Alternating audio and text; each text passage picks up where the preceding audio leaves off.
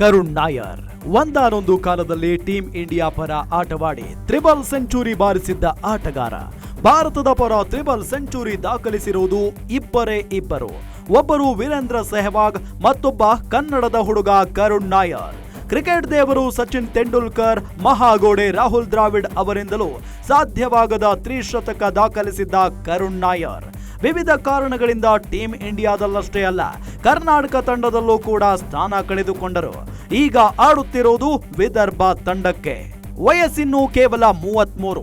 Dear cricket, ನನಗೆ ಮತ್ತೊಂದು chance ಕೊಡುವಂತ ಬೇಡಿಕೊಂಡು ಅಖಾಡಕ್ಕೆ ಇಳಿದಿದ್ದ ಕರುಣ್ ನಾಯರ್ ವಿದರ್ಭ ತಂಡವನ್ನ ಇತಿಹಾಸದಲ್ಲೇ ಮೊದಲ ಬಾರಿಗೆ ರಣಜಿ ಚಾಂಪಿಯನ್ ಮಾಡುತ್ತಿದ್ದಾರೆ.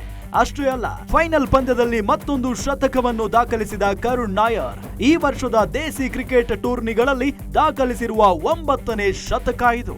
ಮೊದಲ ಇನ್ನಿಂಗ್ಸ್ ನಲ್ಲಿ 86 ರನ್ನಿಗೆ ಔಟ್ ಆಗಿ ಶತಕವನ್ನ ಮಿಸ್ ಮಾಡಿಕೊಂಡಿದ್ದ ಕರುಣ್ ನಾಯರ್ ಎರಡನೇ ಇನ್ನಿಂಗ್ಸ್ ನಲ್ಲಿ ಭರ್ಜರಿ ಶತಕ ದಾಖಲಿಸಿದ್ರು. ದೇಸಿ ಕ್ರಿಕೆಟ್ ಅಂದ್ರೆ ರಣಜಿ, ವಿಜಯ್ ಹಜಾರೆ, ಸೈಯದ್ ಮುಷ್ತಾಕ್ ಅಲಿ ಮೊದಲಾದ ಟೂರ್ನಿಗಳಲ್ಲಿ ಈ ವರ್ಷ ಗಳಿಸಿರುವ ಒಟ್ಟಾರೆ 9ನೇ ಶತಕ.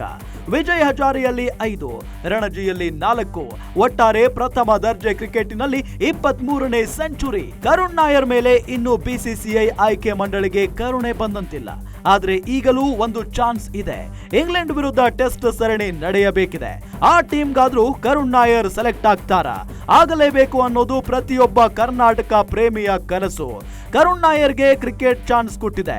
ಟೀಮ್ ಇಂಡಿಯಾ ಕೂಡ ಚಾನ್ಸ್ ಕೊಟ್ಟರೆ ಕರುಣ್ ನಾಯರ್ ಮತ್ತೊಂದು ಇತಿಹಾಸ ಸೃಷ್ಟಿಸುವುದಂತೂ ಖಚಿತ.